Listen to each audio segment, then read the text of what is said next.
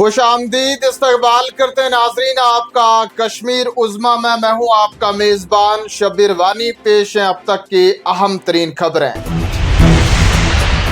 7 बरस के तवील अरसे के बाद जम्मू कश्मीर कानून साज असेंबली के जारी इजलास का आज था दूसरा दिन। ऐवान के अंदर और बाहर दिन भर रहा हंगामा। हिज़्ब इक़्तिदार और हिज़्ब इख्तलाफ के माबैन इल्जाम दर इल्जाम की सूरत हाल। लीडरान ने एक दूसरे को बनाया शदीद तनकीद का निशाना।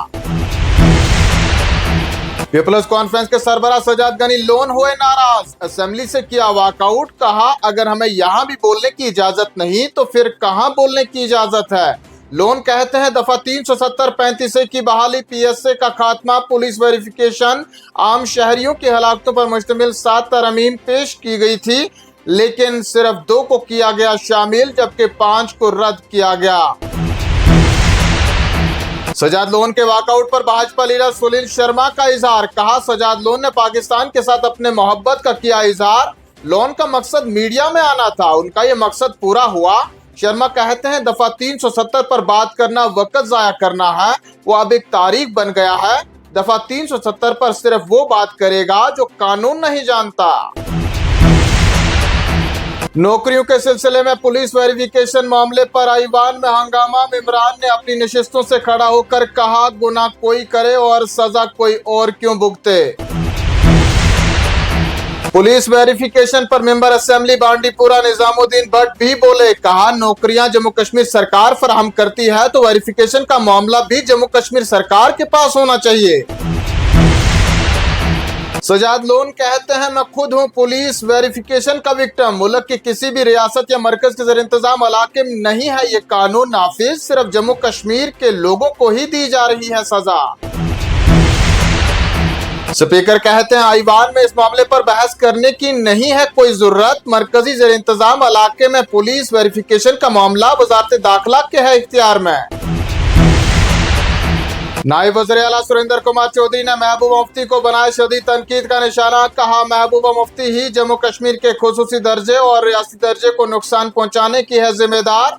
लोगों ने वोट दिए हैं, उन्हीं के सामने जवाबदेह हूँ, महबूबा मुफ्ती के सामने नहीं। सुरेंद्र कुमार चौधरी ने मजीद कहा जब महबूबा मुफ्ती बरसर इख्तिदार थी तो पलट मुतासरीन से मुतल्लिक कहती थी कि ये कैंपों में दूध और टॉफी लाने गए थे क्या।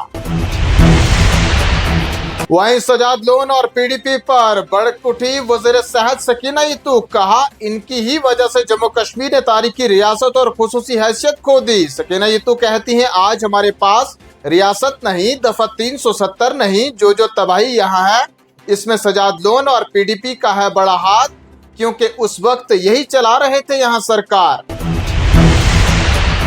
खुसूसी दर्जा का जिक्र भी छेड़ा सकीना यतू ने। कहा असेंबली के शुरू में ही हमने 370 के लिए करारदादें लाई और वही करारदादें उन लोगों को नहीं हो रही हैं हज़म। बीजेपी के सीनियर लीडर सुनील शर्मा ने खुसूसी दर्जे से मुतल्लिक करारदाद को कर दिया मुस्तरद। कहा यह करारदाद गैरआईनी है और इसकी कोई मुताबिकत भी नहीं है। जिस मसले को पार्लियामेंट और अदालत उज़्मा ने हल किया हो उस पर मुल्क की कोई असेंबली करारदाद नहीं ला सकती।